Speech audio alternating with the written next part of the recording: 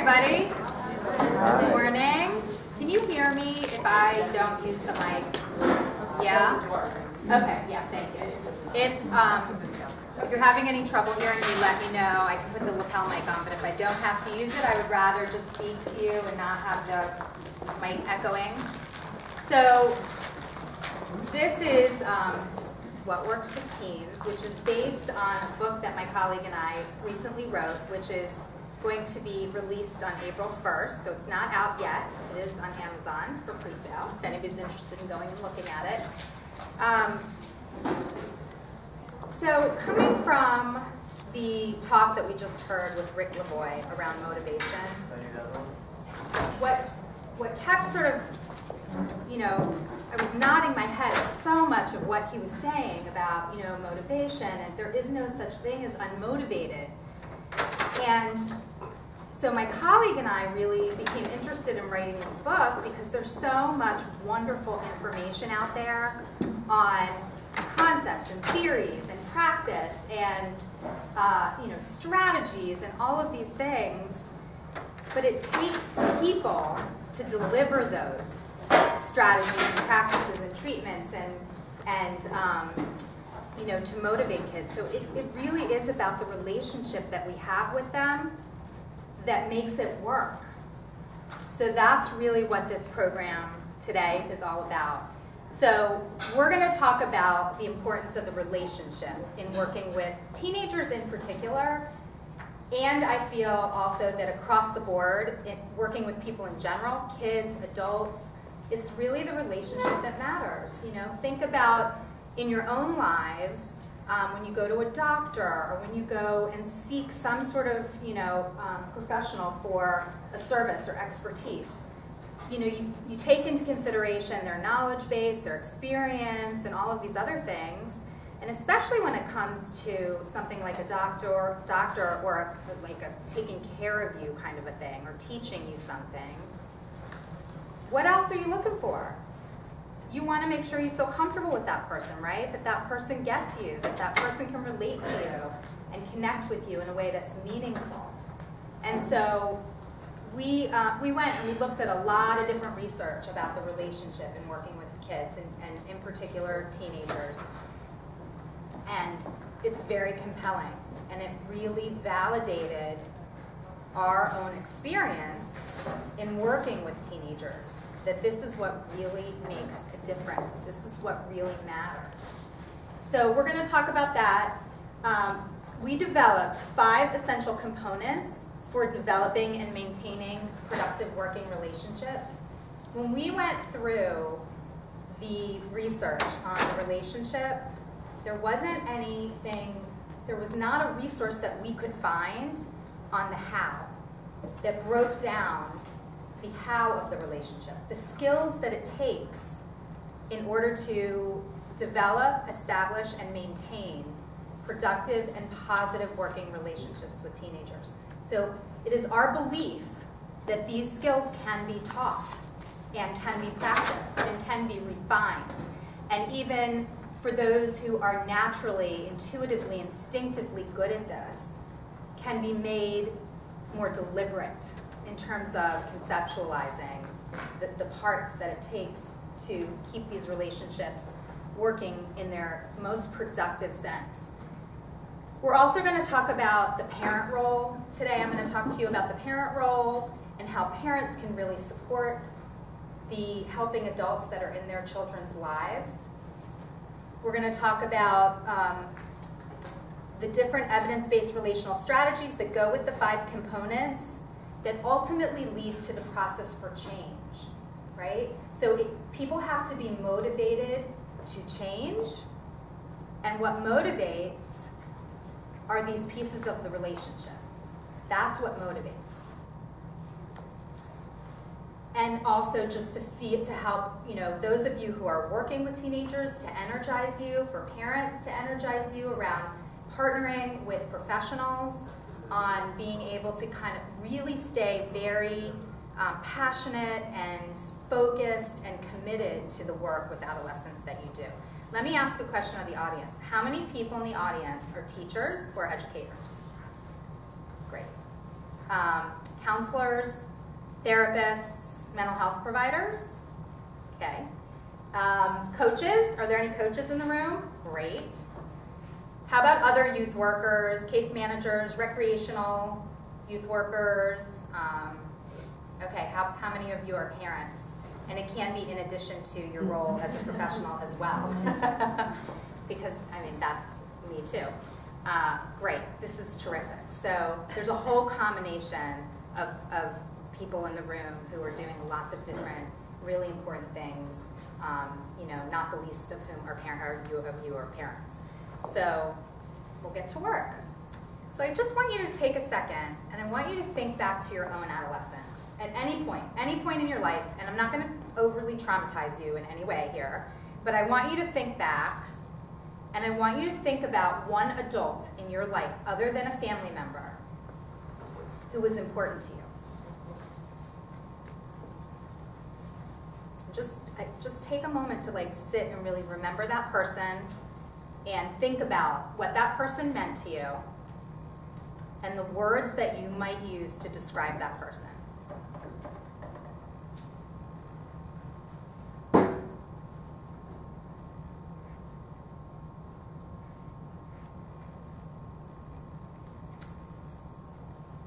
Is anybody willing to share words that come to mind? Yes. An art teacher in high school, and he was just so cool. Cool. Respectful. Respectful. Yeah. Of self and others. Mm-hmm. Anybody else? Challenged me, had high expectations of me. Challenged you. High expectations. Yeah. Non-judgmental. Non-judgmental. Anybody else? So, yeah. Creative and supportive. Creative and supportive. Stabilizing. Stabilizing. They were caring, but they had a great sense of humor. Caring with a great sense of humor. Yeah. Was not a parent and acted more like a teenager. Acted young. Was not right. Adult. Or an adult, but not overly parental. Somebody who really got you, who could relate to you on a different level than a parent. This sounds like what you're speaking to. Anyone else? So you all have validated for me that our book is on track because everything that was mentioned, that you all mentioned, is in here and in the book. So I talked to you a little bit about sort of what motivated us to write this book, is that we didn't find any resources that actually taught the adults. Like, there's so much out there from so many people, and they're telling you what you need to know about adolescence and what, you know, what you can do with them and all of this, but I think a lot of times, this is hard work. It's really hard work. And it's emotional. If you're doing it right, you're emotionally invested in this work. And so, breaking down the how of the relationship with skills and strategies and tools is, we thought, was really critical. And, you know, it really challenged us in writing this book to sort of conceptualize that. How do you conceptualize the relationship and break it down into all of these different skill sets and then describe them? So we had been hearing stories for years. Britt and I together, Britt Rathbone is my co-author. Together we have 50 years of experience working with teenagers. And we've been hearing for years and years and years from them about stories of adults in their lives who have energized them and motivated them and humiliated them and undermined them and all of the combination of everything. And those of you who are parents and educators, probably everybody in this room, I'll ask you to raise your hand if you haven't experienced something with your own child or somebody you've worked with where you think to yourself, what was that adult thinking? As well-meaning as they may be, why did they do that? Has anybody not had that experience? So when we wrote this, when we were getting ready to write the book, we had a survey that we put out and tried to get as sort of far and wide as we could. We had an adolescent survey and we had a provider survey, and we had about 5 or 6 questions about the relationship and what was important. And we also had an option for kids and for providers to share their own experiences and their stories with us. And we put so many stories in the book about what kids told us, what providers talked to us about. Every story in this book is a real life experience that somebody shared with us. And I also did a bunch of focus groups with adolescents. How badly do you think they wanted to tell me their stories? They were like desperate. And they kept saying, put that in the book, and make sure you put that in the book. Like, make sure you write that one. And so it was all so important to them. And so this is sort of what, really energized us and motivated us to do this. So the first thing that's really important to go over, and I'm not going to spend a lot of time on this, but the pieces about adolescent development. There are things that are unique in working with teenagers that we have to remember. The first is that when people ask, well, when you talk about adolescence, the time period, what are you talking about? What age does it start? What age is it over? And the answer is, there really isn't a clear answer. It generally starts, it can start as early as 9 or 10, and goes all the way for some kids until around 25. So when we talk about adolescence, there is no hard and fast start and end time. And it goes way into, definitely into early 20s, as far as what the brain development research says. So anybody who's heard me speak, anytime I speak, I always talk about the adolescent brain, because it's really important to understand that this is the time that the brain is changing absolutely the most. And what researchers have found by studying the adolescent brain over a span of more than 15 years in a longitudinal study, Jakey did this at NIH, is that what happens to the brain during adolescence is that it starts to prune. It starts to carve away the parts that aren't being used, and it starts to shore up the neurons that are being used. And so it's shaping the brain, that this is the time in development when the brain is really being shaped. And there is something called neural plasticity. So our brains change based on the experiences that we have. Our behaviors, our perceptions, our experiences, our interactions are all changing and shaping the neurons in our brain. And that's what's contributing to the pruning. So it's critical that adolescents have experiences that are productive and healthy and useful and help them really gain the skills that they need to be successful adults. The other thing we really need to keep in mind is temperament. So teenagers said to us, and I had so many of them have said to me, don't judge us based on a whole group. Those teenagers are all X, Y, or Z. We're not all X, Y, or Z. We're people, we're individuals. And all individuals are wired differently. We all have different temperaments. And you can see it from when we're very young, certain consistencies about our personalities and how we interact with the world. And there are lots of different pieces to temperament in terms of our general emotional sensitivity, how we adapt to change, our moods, all of those things are kind of factor into temperament. The other piece that is obviously very relevant during adolescent development is social growth and cognition. This is a really important time socially. They need their peer group, adolescents need their peer group as a bridge to practice lots of different skills in moving towards independence. And we also argue that helping adults function as that bridge as well. So they may be moving a bit more away from parents. It's not to say they're still not connected. Parents play an incredibly important role in adolescents' lives.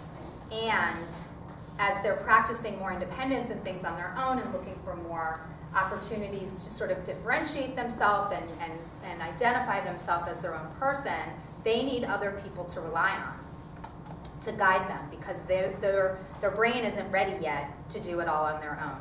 And that prefrontal cortex, which is really the planning, organizing, metacognition, judgment center, is not fully developed, the research says, until 25 or older. So they do still really need all of us to help them, make decisions that are going to benefit them and be in their interest. So we talked about the identity as well and the need for independence. So what makes it so challenging to reach teens? It's all of these things in here that make it very challenging, I think, for adults to reach out. There is a pushback. There is a sense of a distrust of authority, which helps feed that need to be independent, right? And can be fed by experiences that kids have had or experiences that their friends have had that haven't been so positive. And then they're not sure, about things. We also talk about the media portrayal of helping adults, which is not always flattering and many times is absent. Like if you think about TV shows where teenagers are at the forefront, right? Even like the Nick shows and the Disney shows and things like that, where are the parents? Maybe there's an occasional teacher or an occasional counselor, right? And how are those people usually portrayed? Clueless. Right. And when we do have media opportunities to demonstrate, committed adults, it goes to the far other end. They're heroic. They have to sacrifice everything in their whole life, right, to serve that kid and to save that kid. And that's not realistic either, because we have to have a balance in our lives. So the last piece that makes it really hard in working with teens and really reaching them, really getting to them, is the readiness for change. Theirs and ours, which do not always match. It's not always what we're ready to see them be able to do, what we want them to do, as parents, as teachers, as therapists, as coaches, might not be where they are, might not be really what they're ready to do or to commit to. It doesn't mean they can't do it, it means they're not there. And we really have to keep that in mind. When we get to the later part of the program, we're going to talk about the stages of change. So this is the overview of the research on the relationship with adolescents. And I didn't give you specific studies. I did one, but in terms of citing it. But the book really talks about a ton of research, and I think we have like 10 pages of references. So there's a lot. This is an evidence-based program. This is an evidence-based model. So in therapy, it's absolutely proven. So if you think about what makes one kid in therapy with the same therapist, let's say you have two kids, right, and they're seeing two different therapists, and they're equally, let's use the word just for the purpose of the story, they're equally unmotivated to go to therapy. It's not their idea. And they're with one therapist or a different therapist and a different therapist. And one makes great progress, and the other, not so much. There is a factor there in terms of the therapist's behavior, the therapist's ability to bond with their client, the behaviors that they are presenting to engage the client, and the goals piece, which is an agreement. It's an agreed upon commitment between client and therapist. And parents have to weigh in too. And it's tricky because not everybody's goals can be different, and you have to try to find a synthesis. In education, it's also proven. And the relationship is, the benefits of the relationship between educators and students is reciprocal. There are equal benefits to the student, and there are studies that show that teachers have greater job satisfaction when they feel a positive relationship with their students. They stay in the field longer, they enjoy their jobs more, and their general well-being is improved. and same for students. The other thing that's really interesting and maybe surprising, it's not surprising to me, I don't know if maybe it's surprising to you, is that when there is a relationship that works between educators and students, there is a reduction in retentions and there's a reduction in special education referrals. If a teacher is struggling with a student and so frustrated with a student, and look, there are lots of different factors and there are real need, absolutely needs, and things have to be negotiated. But there might be a teacher who is quicker to refer than another teacher, who might kind of hang in there and sort of try to work with the relationship and get some strategies going that work more so than others. And that's really important. In athletics, there are plenty of studies as well about the coach-athlete relationship and about how positive coaching helps maintain participation, models leadership, shapes the culture of sports in a positive way. And this also applies, the sense of the relationship applies also to any other discipline that you can think of who works with adolescents. Physicians, recreation specialists, case managers, probation officers, anybody who works with adolescents, the relationship is important. It's going to make or break what you can get accomplished with that teenager. So here are the essential components to achieve lasting change that we came up with in our work. So we have the change piece in the middle. Sorry. Allergies. The essential components are respect, authenticity, kindness, predictability, and acceptance. And all of you mentioned those. Those were, I think, almost all of those were mentioned. And the piece, somebody said non-judgmental. You maybe? Yeah. It goes into the acceptance piece, and we'll get that. We'll get to that as well. So it is our, we maintain that these things lead to change, and that outer circle is the relationship that holds it all. So the way that we structured the chapters in this book is that every single chapter has a feedback section and has a questionnaire at the end that we offer as a tool to seek feedback. We cannot do our jobs well and keep getting better and better and growing as professionals without feedback, just like kids can't learn without feedback. So, we really are asking for professionals and adults to commit to looking at themselves and changing their own behavior and refining their own behavior, because there's so many incredibly talented professionals, and if we have this mindset that we can just all keep growing and getting, improving, and we can only get better, and we need the feedback to do that. We need to hear from the teenagers. They need to know that they can share with us what's working and what's not working, and we need to be able to give them feedback, necessary feedback that they need to learn and grow in a way that feels respectful to them, in a way that feels helpful and useful to them. And so there's a lot of guidance around feedback. And also there's research in lots of different fields that the people who tend to be the most successful in their fields, the most accomplished, the ones who can achieve, the goals the most efficiently are people who really look for feedback to say, how am I doing here? Is this feeling okay to you? Is this working? Is it not working?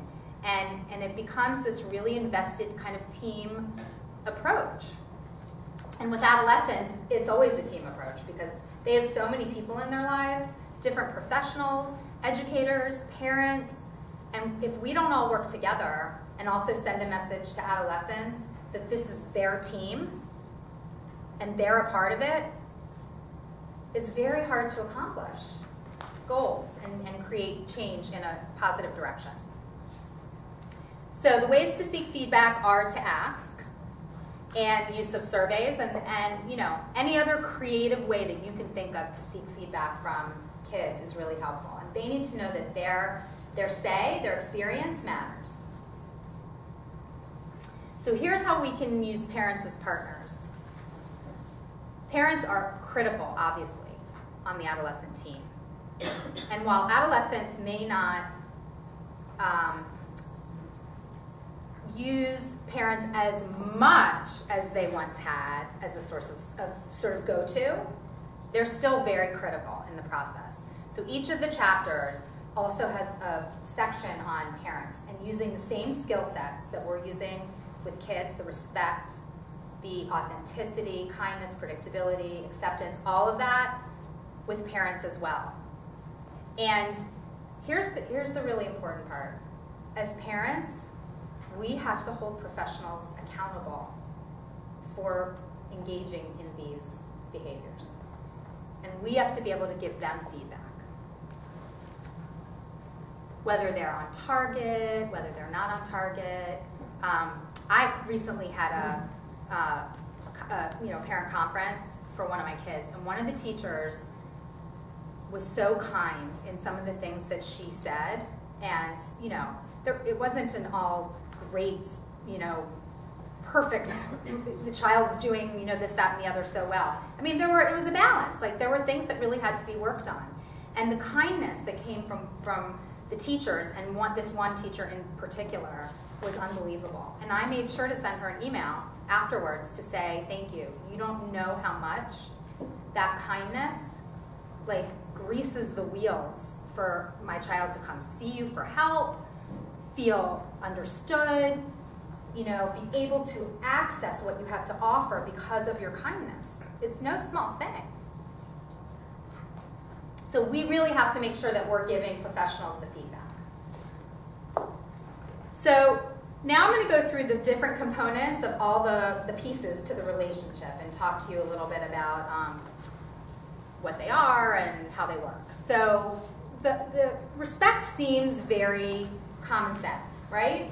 I mean, you have to have respect back and forth. Somebody else said it in here. In order to have a productive working relationship. Would you have a productive working relationship with somebody who you didn't feel respected by? Yes, no? Yes or no? No. And we should not expect kids to do that either, right? So, you know, if a kid is pushing back against a particular teacher or coach or whatever, and they're not feeling respected by that person, well, we should expect them to push back. You want to teach them to do that. Now, the way that they do it may not work well for them or be as effective as they can be, and that's where the adults come in terms of helping to guide them on how to be really effective in providing feedback.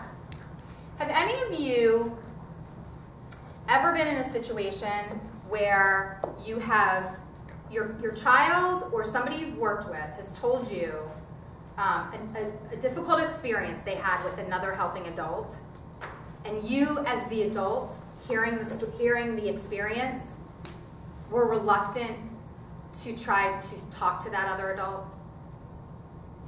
Does that make sense? How can we expect kids, right? So as teenagers are evolving and getting older, we really want them to advocate for themselves.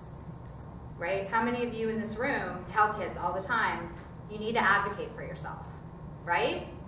But if we feel uncomfortable or scared or hesitant or uneasy or whatever word you want to use to describe about approaching another teacher, about a problem or a concern, how do you expect the adolescent to do it? It's really, really hard. So we have to really understand that. So I think this was the longest chapter on respect. It seems so straightforward, but there's so much to talk about. And so respect essentially is having regard for the worth of the other person. It's admiration of someone or something that is valuable or important. Let's say you're an English teacher, and you have a kid in your class who's bombing English. Their writing skills are not terrific. They don't seem interested. You think this kid is totally unmotivated.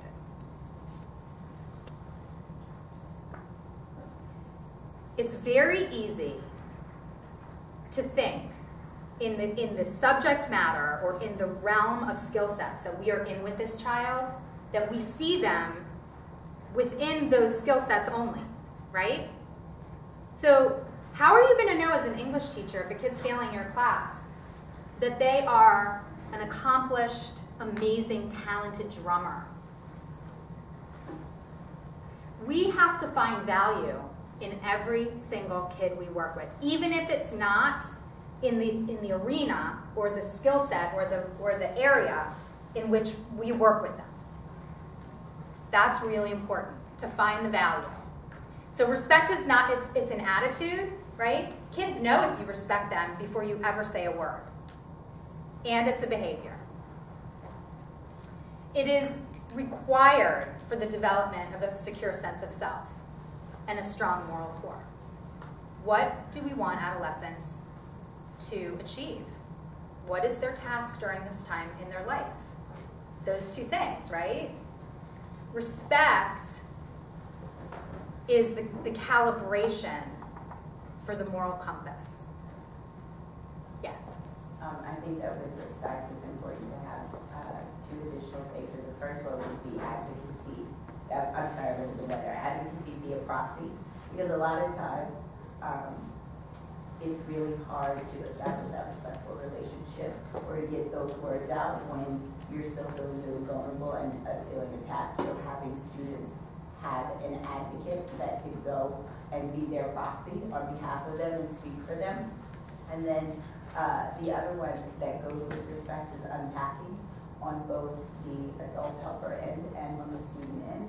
A lot of times my students have a perception of a situation where they've been disrespected or where another teacher will feel disrespected, and it's just perception. And so just taking those little bits to unpack it. Yes. And then, you know, if you need to bring in that advocate, the proxy to come in to help with that situation. Such a good point. Did everybody hear what she said? Such a good point. The only way to do that is feedback. So in other words, that student, when that student is telling you what their perception is, they're giving you feedback about what their experience is. And then you're able to give them feedback about seeing things from a different angle, looking at it from a different perspective, you know, breaking down intention versus something that might be perceived as intentional. All of these things. So the respect, you're right, all of these things that I'm going to talk about have to be negotiated. And the only way they can be negotiated is through feedback and being open to that feedback on both sides. Thank you for adding that. So somebody said holding the bar high and the expectations. The research shows that kids, when you ask them about how do you know if an adult respects you, it's when the adult, they feel challenged by the adult, and there's a sweet spot for that challenge. You know what I mean? It's challenged enough, but not so much they feel they can't accomplish it. So when the bar is held high and the expectations are expressed in the spirit of optimism, I know you can do this. Like I'm holding you to this because I know you can. And it may not feel that right now you can't see it, and you can, and we're going to help you break it down and take the steps you need to take to get there. One of the stories that came to us in the course of some of the focus groups was a student who talked about his tutor, and he said she knew I could do it before I knew I could do it, and she was so patient. And if I couldn't do something, she, it's okay. Let's do this. Let's try this next. Just to keep it really moving forward. And that student felt so respected by his tutor because she really held the bar high and helped him kind of move towards where he needed to be.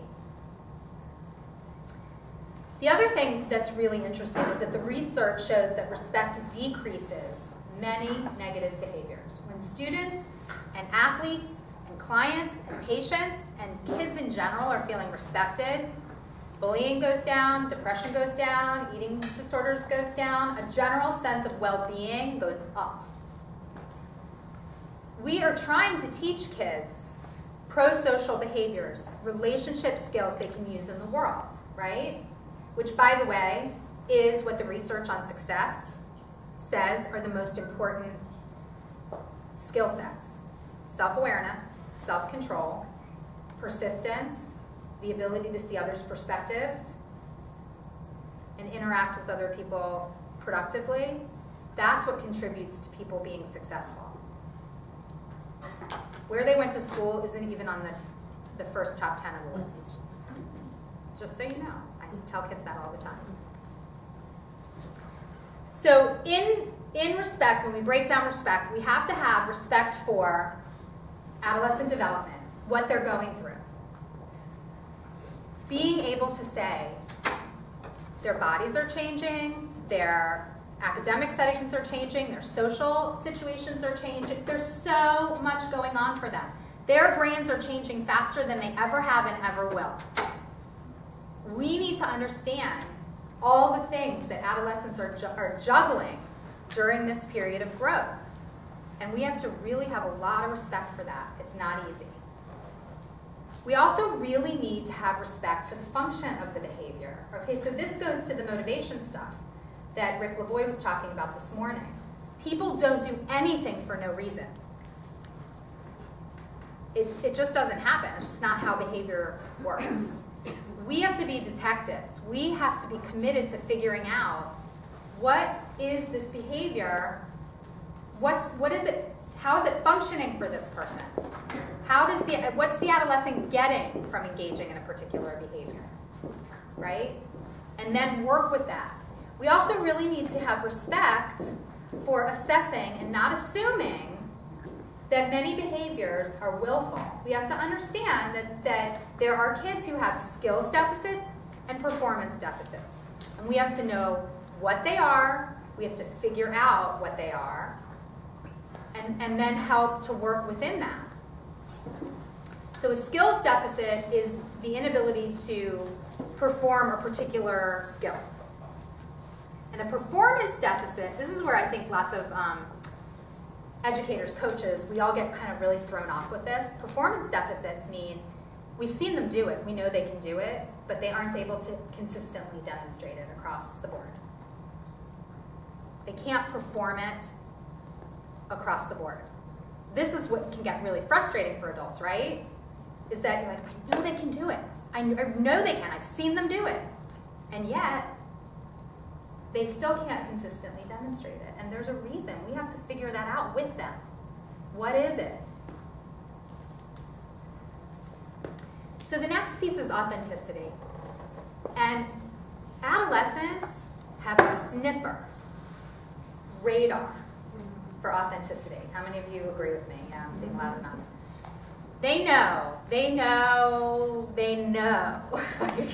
Are you with them or are you not with them?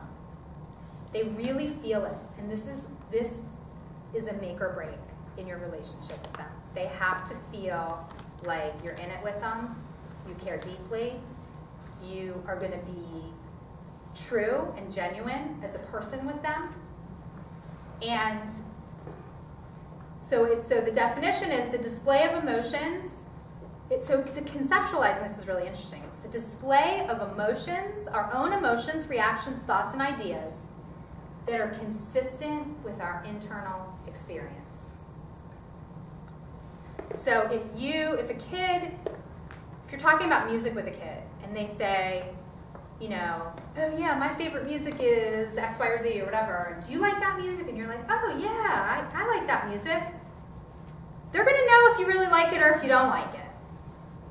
And they're gonna call you out on it. And if they don't call you out on it directly, they're gonna call you out on it away from you, behind your back. We have to be authentic, and it's really hard because it means we're sharing our real, true selves with them, which, you know, is vulnerable. There's a vulnerability in that for us. But if we expect them to be vulnerable with us as they're learning and growing and taking risks, we have to be willing to express that same vulnerability. in an appropriate, boundaried way. So being authentic, it requires self-awareness, and it requires being connected. And connected to your own self and maintaining the consideration of other people and really understanding other people.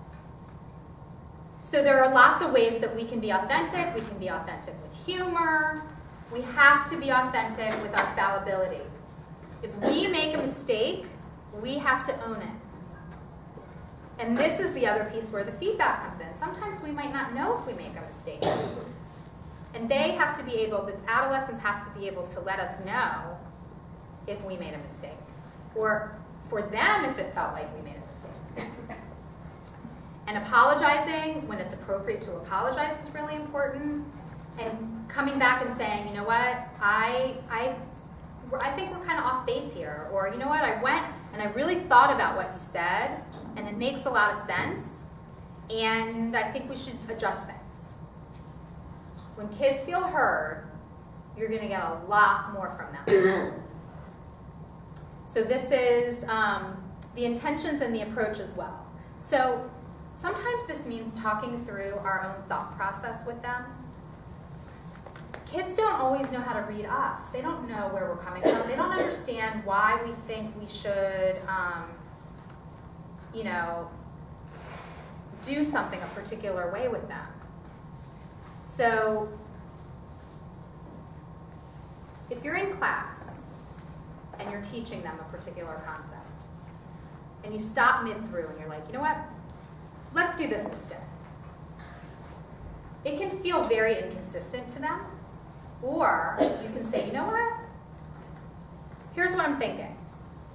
The way that I'm explaining this doesn't seem to be getting us to where we want to be and helping you really be able to make sense of this.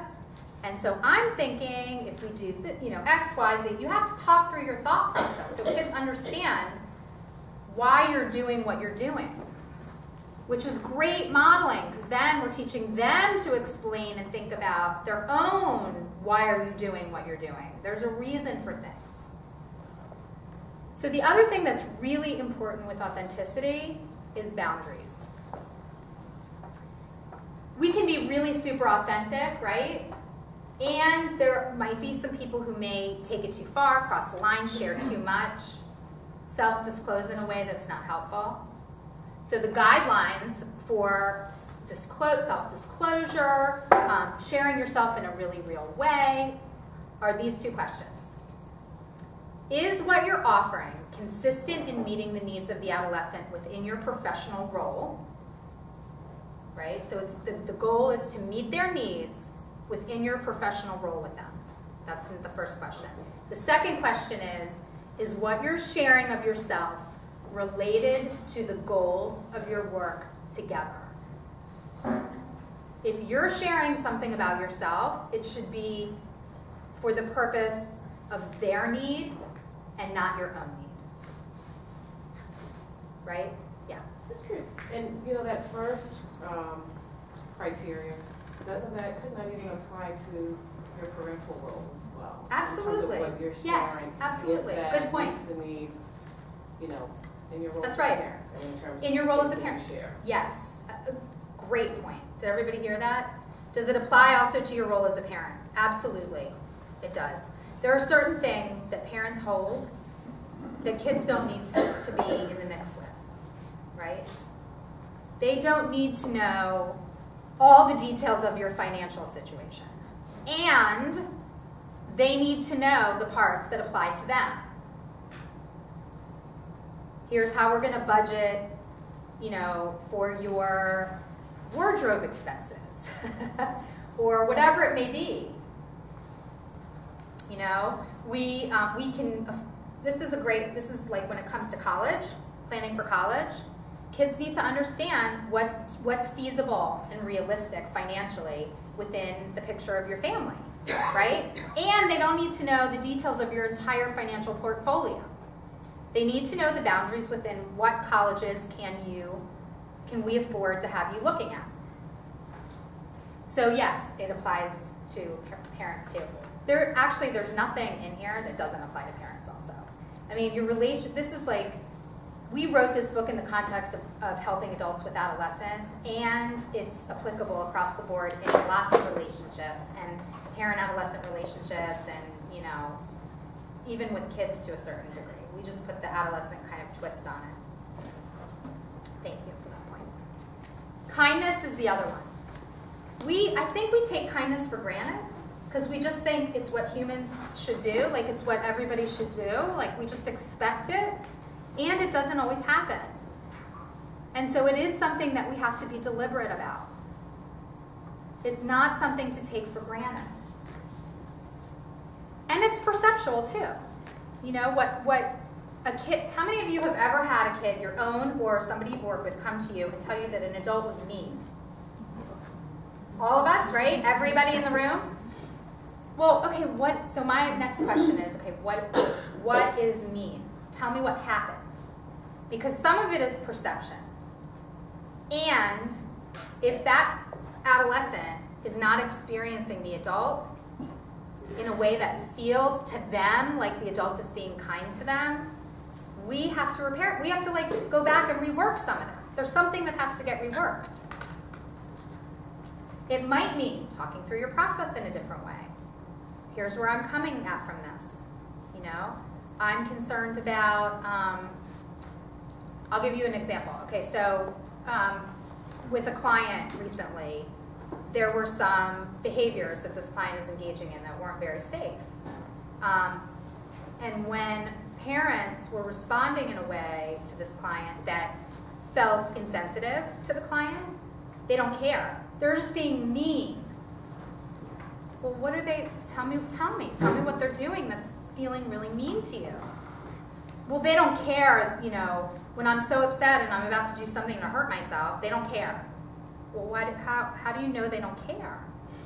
Because they don't, you know, they're with me and they're you know, hovering over me and they're watching me and but they're not, you know, hugging me and coddling, you know, like not overly, oh honey. And I said, are those let's think about our goals in our work. Are the goals to keep increasing those behaviors or decreasing those behaviors? You know, she said, decrease the behaviors. And I said, well, what do you think happens if your parents love you and hug you and cuddle you and after you've done something that's unsafe or threaten to do something that's unsafe? It makes you want to do that behavior more. It makes you think that behavior works.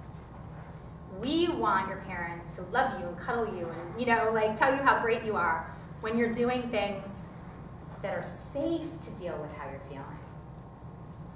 We still want you to have that experience. And we want to make sure that we're reinforcing the behaviors that you want to achieve. Oh.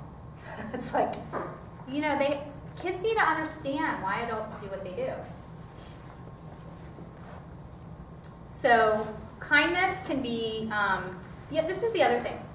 Why do you think some people might not be in favor of kindness?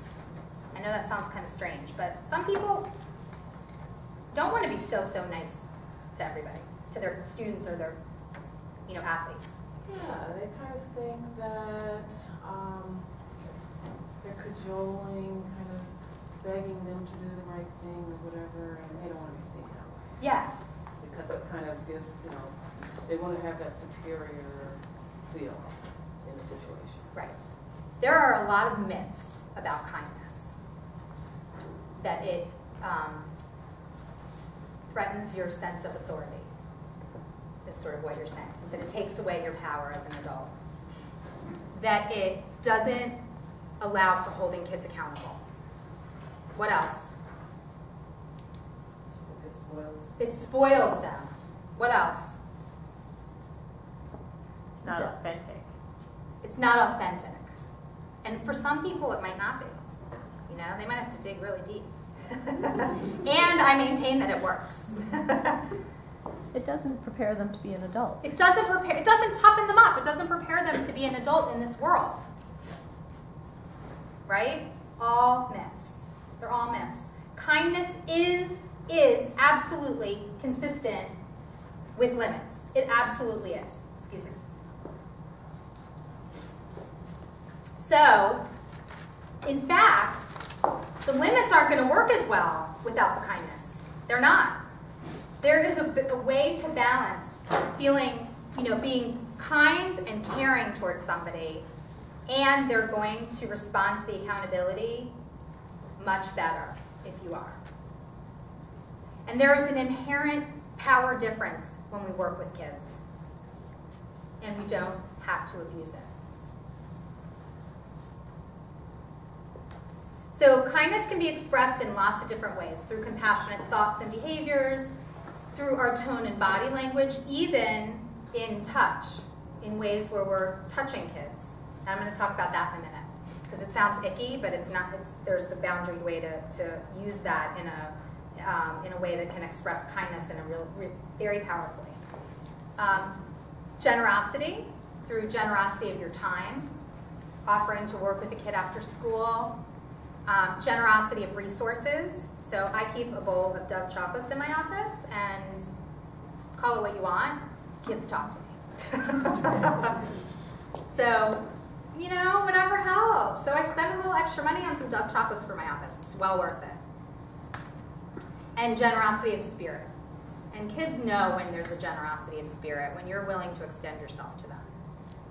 Gratitude. Letting them know what you're grateful for, what you appreciate about them, what you're thanking them for doing something that was like really great, or might be such a big step for them from where they were. Those are really important kinds of expressions, and with limits. So we talked about this. Kindness and limits go together, and they help. They really balance each other out and make it much more, each of them are more effective together. Okay, so with physical boundaries, so, I know a teacher who shakes every student's hand on the way into the classroom every single day. Patting somebody on the back. I have clients who, we do a bit of work together, we've known each other for a while, they go off to college, they come back for a session to check in, and it's so great to see them, and they're so happy, and I give them a big hug when they come in. There's times when it can be appropriate to use touch in ways in your work. It is really important to adhere, though, to these guidelines. That anything that you do, and if you think about it, a physical therapist uses touch all the time. So one of the anecdotes in the book, though, is a physical therapy example. Because the putting your hands on your patients, your clients, is part of the work, right? Or a physical trainer, or a coach that might say, I'm going to move your body in this way because I want you to feel the muscles the way you're supposed to stance, or whatever it may be, right? And so, as long as you are doing it in the context of your professional ethics and standards, your organization's policies and expectations, in terms of how well you know the adolescent and their history, some kids have a trauma history, and any touch is going to make them totally uncomfortable. So you have to know, it's not like you're going to go looking for this information if it's not, but you want to, basically what you want to do is you want to ask, which is the permitted by the adolescent.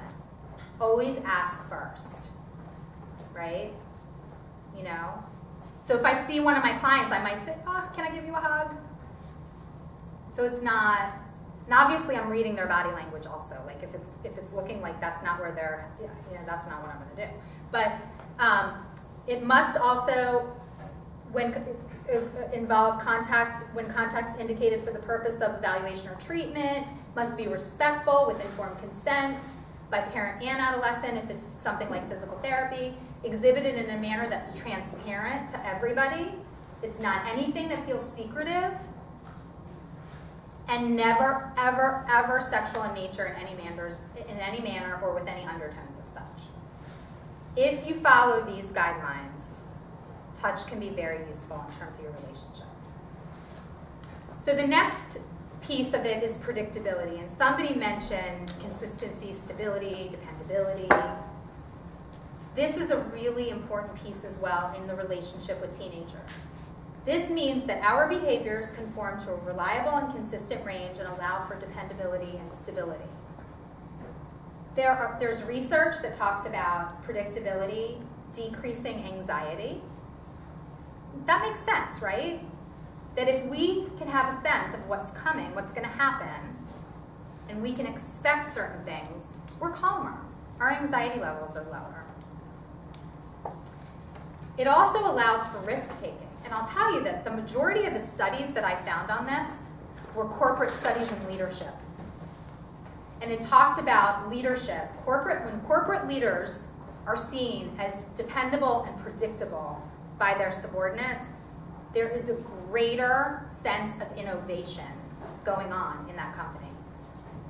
Because they are, the allowance for risk-taking is there. What do we want kids doing in their classes, on the field, in our counseling offices? We want them to be able to take appropriate risks towards making change and growing and accessing different skill sets, right? So the way to do that is to create a predictable and a stable environment. It builds resilience. There's a lot of research about resilience, that consistency and predictability in relationships are actually protective factors even if you have had horrible trauma in your life already. One stable relationship can make the difference of a person being resilient or not. And you may be that one person in that teen's life that makes that difference for them. Your consistency will lead to theirs. We want to see consistent behavior, consistent progress, consistent movement forward from all the kids we work with, right? And our own kids, from a parent perspective. If we are consistent and they can be reasonably predictive of our behaviors, we will be more likely to see the same from them. So we need to be predictable in our positive feedback, in how we treat adolescents. I can't tell you how many kids told stories of their experiences where they felt like a particular teacher treated them differently than another student, right? Applied rules and consequences differently to one student versus another, or groups of students versus another, which means we as adults also have to be very transparent with ourselves and aware of our own biases. This is really critical. If kids think adults aren't being fair, the relationship is ruptured. Time, space, expectations, and follow-through, all really important for predictability. So I'll just tell you this quick story. We had one of the therapists in our office, without telling the rest of the therapists in our office, there's one bigger office in our suite. And one of the therapists came in over the weekend and was looking around and thought, you know, I think if I move things around in here, it'll look nicer, feel nicer. So the therapists all had a meeting that Monday, we all had a team meeting. Everybody freaked out. Like, wait, what happened in here? You know, we were all caught off guard, and it was, you know, this other person who did this was like, no, I really should have saw that coming. Because not only were we as the adults caught off guard, the kids, like I had a group that night in the office with, 6 high school girls, high school seniors. They walked in, they were like traumatized. They couldn't, wait, what happened in here? They couldn't even believe it. And I said, I know things are a little different. Like we had to really work on settling into a new environment. And so when you can be predictive and talk ahead of time of changes, even little things like a teacher, it's a gorgeous day and they're going to take the kids out and they're going to do the science class, they're going to do a hike that day. But, the junior girl in the class who just bought brand new gorgeous boots has to now go walk out in the trail in her new boots, and she's like freaking out. It's something even that we think that we're doing that's helpful, that's positive, that's like fun, without some degree of predictability, it might not be fun for all kids. And we have to just keep that in mind. And lastly, matching our words and our actions, making sure that what we're saying.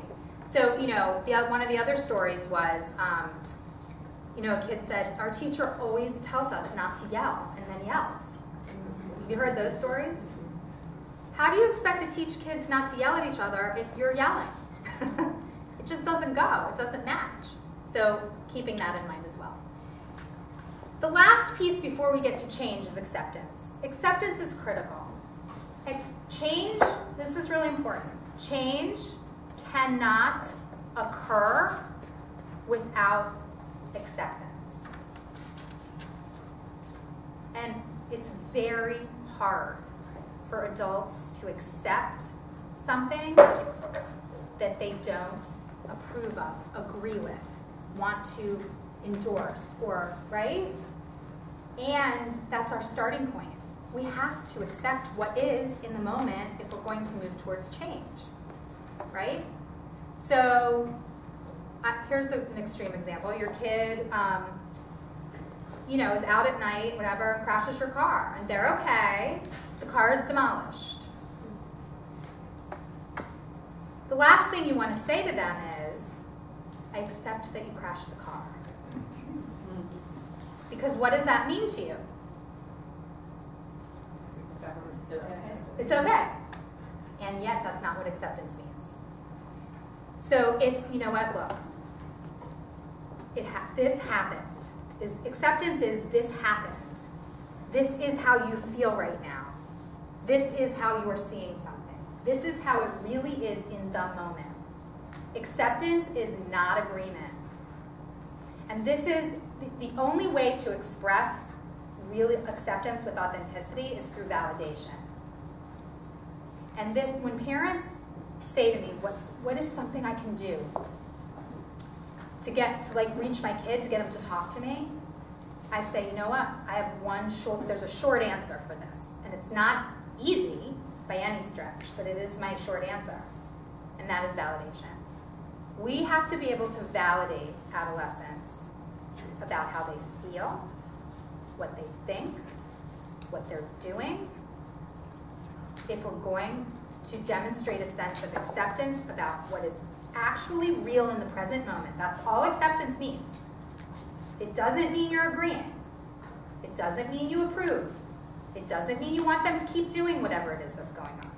It doesn't mean any of that. Without that, you won't get to change. Question. So, yes. Comment. Yes, please. Before you even get to validation, you've got to create the environment such that they're willing to talk to you. So, for example, I might not know. We have a younger son.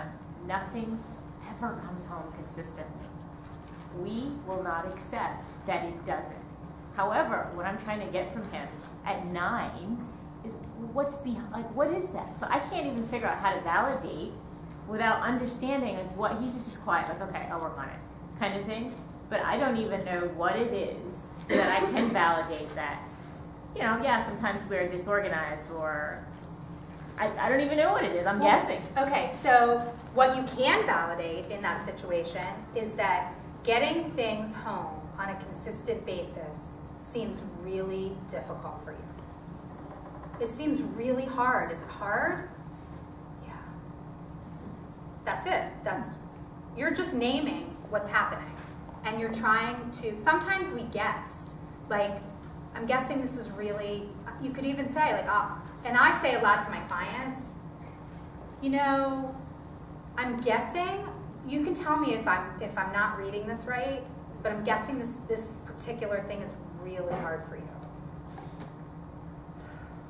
You get this like, yeah.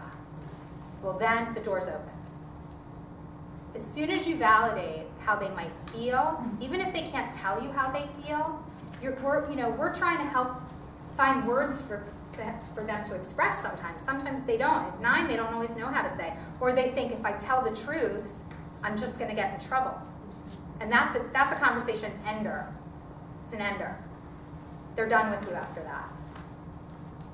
So behaviors are about problem solving, teachable moments, being effective. So I love the language around What is useful, what is effective? So we're going to talk about, okay, let's move down because we're running out of time. Non-judgmental stance. When we're talking to kids, our non-judgmental stance is that we are not using words that are judgmental. Good, bad, no shoulds, no shouldn'ts. All judgment. Judgments are not helpful. What do we say instead? We can speak, there's 3 things that we can do instead of judging, right? Instead of saying, that was horrible, that was so stupid, what were you thinking? How many times have we said that to kids? You can speak to the facts, which are things we can observe. Your preferences, what you like, what you don't like, what is okay with you, what is not, how you feel about something, your own internal experience about something, preferences. Right? Facts, preferences, and consequence. Does that help you reach your goal? Does it not help you reach your goal? Is that effective in what you're doing? Is it not effective? Did it work for you? Did it not work for you?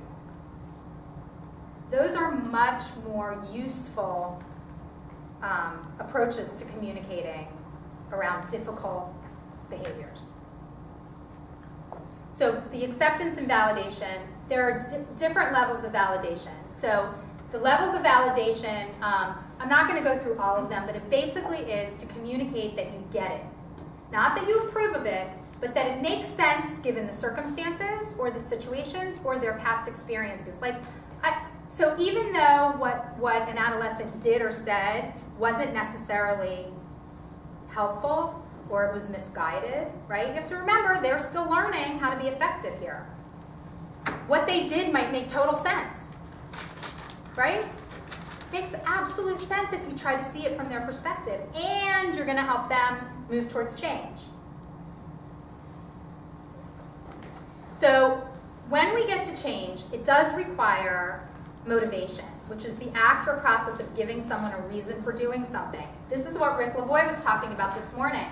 We're the reason. We are going to give them a reason for changing based on how we're conducting our relationship with them. Right? It's the car salesman example. The car salesman is going to give you a reason to buy that car. We as educators and therapists and coaches and youth workers and doctors, we're going to give the adolescents in our charge a reason to change in the directions that we can all agree are helpful to them. There are different stages of change, so we have to keep in mind that where they are in terms of change is not necessarily where we are going to be at any given moment in terms of change, and we have to be patient and respect where their stage of change is. If you move them too fast, you're going to lose them. So this really is the charge.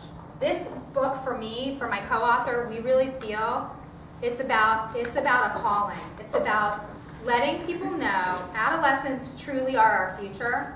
Their willingness to take risks is what is going to shape lots of great innovation and the survival literally of our species. We have to take care of them in a way that helps them move forward and grow and take over the society, right? And they might take care of us one day, we hope. So we really have to give them all of our respect, authenticity, kindness, predictability, and acceptance so they can be the best people they can be. Thank you so much. Have a great rest of your day.